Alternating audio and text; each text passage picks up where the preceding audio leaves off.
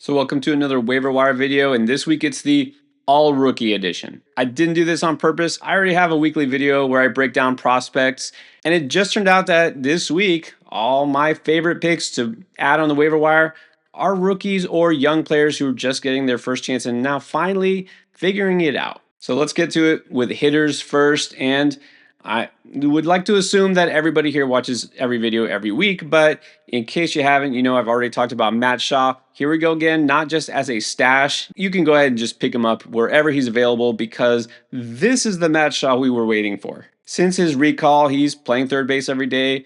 Unfortunately, hitting ninth, but I think that could definitely change. He's 5 for 11, and he's got 2 RBIs and 2 stolen bases already. So go ahead and say, okay, come on. It's a couple of games. This is the smallest sample you can think of. Overreaction, but not really, because not just talking about the fact that I was high on him before the season. The Cubs were high on him. This is a top prospect, and we knew he was capable of doing this, but there is a difference between Matt Shaw, and it's not just purely motivation. So shout out to Sarah Sanchez, who posted it on Blue Sky, who also shouted out my man Eric Samulski, who, by the way, thank you, Eric, for reminding me I've been slacking in our Dynasty Football League as commissioner, but I'm on it. But the point here is that there are some new StatCast tools that they have both dug around in, and as far as what Sarah noticed with Matt Shaw, his ideal attack angle is definitely up from before. The bat speed is up. I mean, there's a lot of nuance to all of these statistics, and I'm not going to go into it. You really don't even need to figure this out just to know the fact that he's seeing the ball better, he's approaching it better, he's making better contact, which is obvious because he's actually getting base hits. And those are the kind of adjustments you want to see when a guy gets sent down or benched or whatever. So needless to say, I am back 1,000% in on Matt Shaw. If he's available really anywhere in any of your fantasy leagues, I think you just go ahead and add him. And even in your shallow leagues, right now, this is the time if you can, if you don't have to wait for the weekend, because about to go on a road trip to the most hitter-friendly ballpark of all, Cincinnati. Now we're about to see our first glimpse of Robert Hassel III as a major leaguer. He is not only in the lineup to replace Dylan Cruz, who just went on the IL, which finally gives you a good excuse as if you needed one to drop him, unless you really want to stash him on the IL. But look, Hassel is going to take over center field, and actually kind of a pleasant surprise, he's not even hitting at the bottom of the order, he's hitting 7th. Now with Hassel, this is going to be one to watch. Now, this has been a top prospect. You might remember he was originally in the Padres farm system. So for 3 years running, he was a top 100 overall prospect in the majors. But man, he got some injuries and some struggles big time. He has fallen off the map to some extent. I mean, the tools are still there, but he's really got to show that he can hit. And I mean, now he's up in the show. He's got to really prove it because his last couple of go-arounds in AAA weren't that great. He was getting better this year, which is why they did promote him, But look, he's really going to have to prove to me that he's worth adding. But I went ahead and did add him. This is a speculative stash. I know this might feel like it fits better on the Beat the Breakout, but too late. Like, Hassel is a guy that if he gets off to a hot start, will start to attract a lot of attention. He's part of this young Nationals team that now filled with former prospects. Hassel's more speed over power. Don't expect a lot of home runs. I mean, he probably will produce kind of like Dylan Cruz did, except hopefully with a much better batting average. And now let's circle back to another prospect who, well, hasn't gotten off to the best start, but now maybe he is figuring it out. Nick Kurtz, remember, everyone was all excited for him to finally get called up to the show, and he did, and has done really a lot of nothing. I mean, he's been dropped left and right. And now you're going to have to scramble to pick him back up again because it looks like everything is clicking for the slugger. He finally hit his first Major League home run on May 13th. Made us wait a week, but then another, and then his first multi-homer game, giving him 3 in the last 2 games.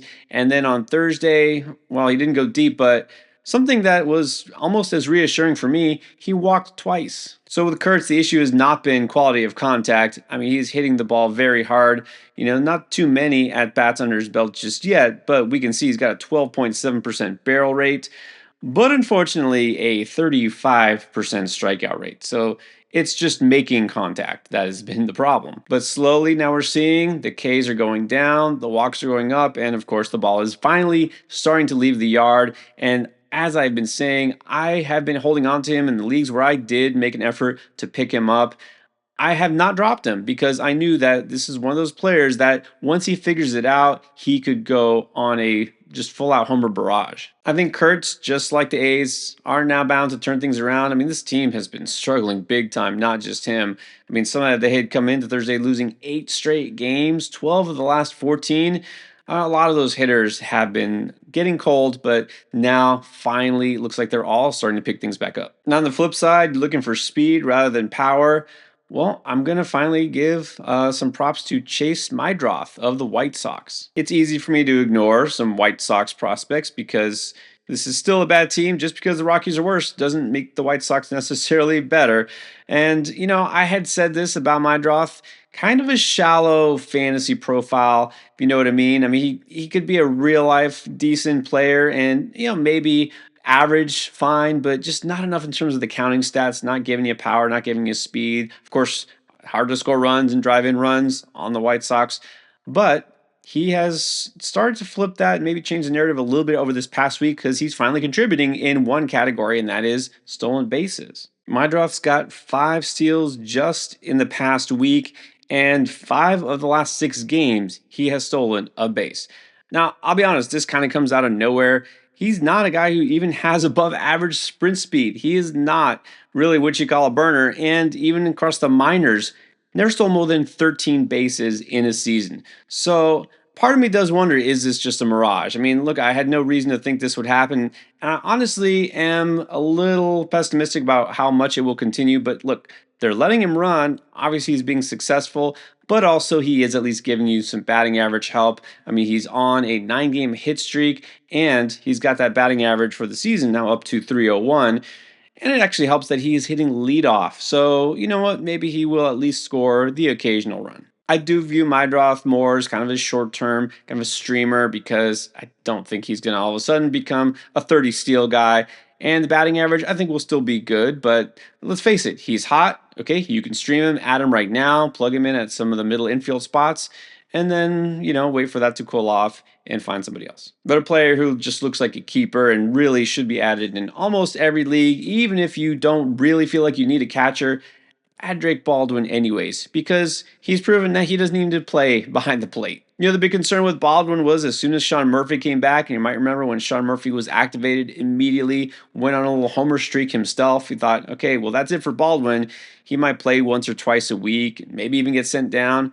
But no, it's actually been the reverse. We've seen now Baldwin's at-bats and his playing time start to uptick, and he is cutting into Murphy's playing time. He's playing a couple times a week at catcher, but when he doesn't catch, Baldwin is at DH. I mean, that's a great development, and he is not being relegated to the bottom of that lineup. He's hitting 5th these days. Now, it's only 84 at-bats, but a 315 expected batting average, among the best in the majors, and a 388 xWOBA. I mean, legitimately, if he did accumulate enough plate appearances, he could be contending for a batting title. No, I don't think this is just a small sample size thing.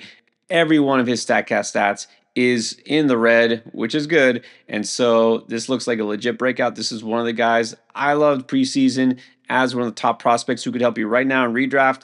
And he's proving that even with Murphy back there, he's still part of this offense, which might even get better if Ronald Acuna finally returns. All right, on to pitching, and I guess let's circle back to another Cub here. And I know Cade Horton's last start wasn't anything amazing. None of his first 3 starts have really stood out to make you think, yeah, this guy, I mean, he's the next Paul Skeens. I mean, maybe he isn't because probably nobody is, but still, you might not think this was anything that would warrant adding him. I do, because I've been encouraged despite the numbers. So it's kind of surprising that his both strikeout and walk rates are low. Now, we like the low walk rate. We don't like the fact that he's offsetting it with low strikeout numbers, only 10 Ks in 14 innings that he's pitched.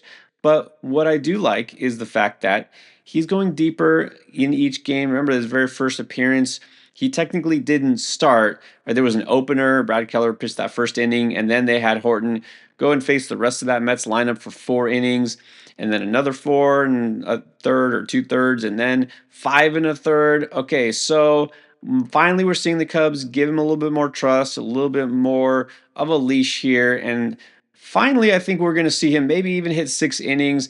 Obviously, give you a chance for a quality start, but also better chance for a win.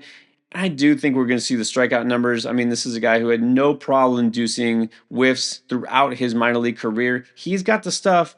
I feel like he's actually taking a very cautious approach to the game, which is good because this is not what we typically see from young pitchers. It's usually the opposite. We see both those K and walk numbers extremely high, right? A little bit erratic. He's playing it safe. The Cubs are obviously making a point of doing that with him as well. So as soon as he kind of gets more comfortable, gets more experience, I think we're going to start to see the full repertoire. And the timing on possibly adding Horton is great right now. His next scheduled start will come against the Rockies, but not in Coors Field. And it's the schedule. I'll just come out and say it. That is making me recommend Jack Leiter right now because he's all set to face the White Sox this weekend. So, look, we talk all the time about 2-start streamers. You need a 1-start streamer, a guy that you want to help the rest of this week. Right now, it's Jack Leiter. Pick him up now. He gets to face the Sox.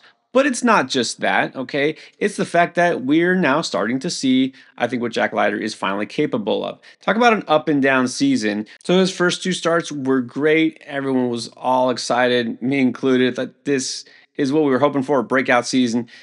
And then he hit the IL, and since then, 3 starts were horrendous. He was just dropped everywhere. He's becoming an afterthought. But his last 2 starts, he has definitely turned it around, and we're starting to see what he's capable of. And I just think that continues, especially given the matchup. But overall, I'm still a believer in Jack Leiter. Now, he also needs to get that strikeout rate up for sure, but I do think it could happen. Well, let's keep going with the young pitchers. So another guy I am fully buying in on is Noah Cameron for the Royals. He looked great in his first start and then immediately got sent back down because it was just a temporary thing, right? Cole Reagans had to skip a start. But now Cole Reagans and Seth Lugo on the IL, they've got a clear need in their rotation, and he has done as well as he could possibly do in filling that spot. In his first 2 starts, Noah Cameron has a very nice 0.71 ERA, 0.63 whip. Now, here we go again. Only 6 strikeouts in 12 and 2/3 innings, so that's not what you like to see, but at the same time, right, you got to offset something, the lack of hard contact with the lack of strikeouts. Well, okay, he's kind of a soft tosser, doesn't exactly have the velocity, right? And he does try to induce soft contact, but strikeouts have never been an issue. I mean, well over a K per inning throughout his minor league career. I do think there's a lot more swing and miss in his game that will come, but this is not a pitcher that you're going to go after if you're seeking strikeouts. But Noah Cameron, I like the fact that he, for a young pitcher especially, feels like he can give you a very high floor. He does not give up home runs, very rarely. And you may know that Kauffman Stadium, his home stadium there, is one of the hardest to hit home runs in. If he sticks in the rotation, I mean, they've got to find a spot for him if he keeps this up. And new to his team's rotation is Hayden Birdsong, just one official start under his belt. Now, he's been there in long relief. They, for some reason, were reluctant to move him into that starting role until just now, and they finally made the move that they should have done a while ago, is put Jordan Hicks in the bullpen and make Birdsong a starter. And his first start went off without a hitch, didn't give up a single run, only 5 hits and no walks against Kansas City. So on the season, I mean, his ratios look great, a 1.91 ERA, a 1.24 whip.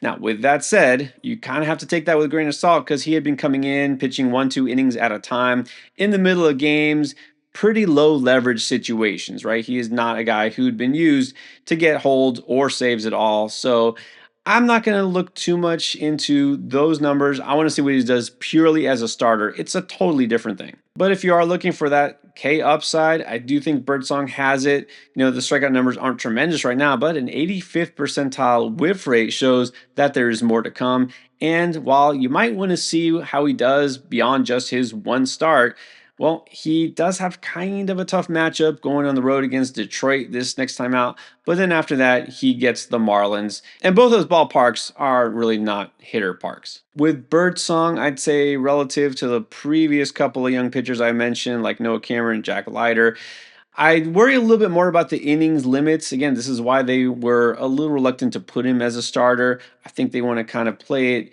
a little safe with him as well, kind of like with Kate Horton. He will stretch out eventually, but right now, I think realistically, I'm expecting about 5 innings per start. You're still speculating on saves and picking up the closer du jour. Of course, you are. I am too. Well, I'll tell you who I just added. I'm hoping maybe this sticks for the Cubs. Danny Palencia. This is Palencia's third year with the Cubs, but he just picked up his second career save, first of this season. So Porter Hodge, who I still fully regret ever even recommending, he's on the IL, which is a good thing. And Ryan Presley is still not looking like himself, or at least what he used to be. They need somebody there, and unless they swing a deal, which won't happen anytime soon, they're just going to give a shot to somebody who might be able to take the job and run with it. Well, maybe it is Palencia. Now, I don't think I need to explain the whole risk factor here thing of a guy who has 2 career saves, one just coming the other day. And look, Palencia has looked really good this year. I mean, the numbers, the ratios are great. But last year, in 14 and 2/3 innings, a 6.14 ERA, 1.77 whip. The year before that, as a rookie, he pitched twice as many innings, and it was a 4.45 ERA. He's still waiting to break out, or I guess you even say arrive. Maybe it happens, maybe it doesn't. Proceed with caution. That's all I'm going to say. All right, and then my other closer recommendation, the other non-rookie on this list today is 3-year veteran and 23-year-old still, Justin Martinez of the D-backs. Now, you know Justin Martinez, and look, he's probably rostered in a lot of leagues, but not all of them clearly, because got a 56% rostered rate on Yahoo and 48% on ESPN. So about half of most public leagues out there. Yeah, Justin Martinez is available to add. I know some people stashed him IL and some people did not. If someone didn't, go get him now because he is about to return. He's been missing a couple of weeks because of the dreaded shoulder inflammation, but don't seem to be any setbacks. If he's good to go, he's going to be the closer for Arizona. AJ Puck is not coming back anytime soon, and as good as Shelby Miller has been, I don't think they want him for the ninth inning role. He's been better in setup, and Justin Martinez is there to close. There's always a risk with Martinez, just like with any of these flamethrowers who, by the way, Martinez, 99th percentile fastball velocity. Yeah. Palencia, who I just talked about, was really not that far behind him. He averages 99.1 on his fastball, but that's why they're late inning guys. So the risk, with Martinez, it's really more about the injury risk than the performance. He was looking good before he got hurt, looked good late last year. I think the breakout is still possible. Don't just forget about him. Young, old, doesn't matter. Whoever is hot, whoever can help your fantasy team right now, that's who I'm going to tell you to go out and get. I already talked about beat the breakout and all those prospects that you want to stash. It's not too late to grab some of them, so check that video out if you haven't already.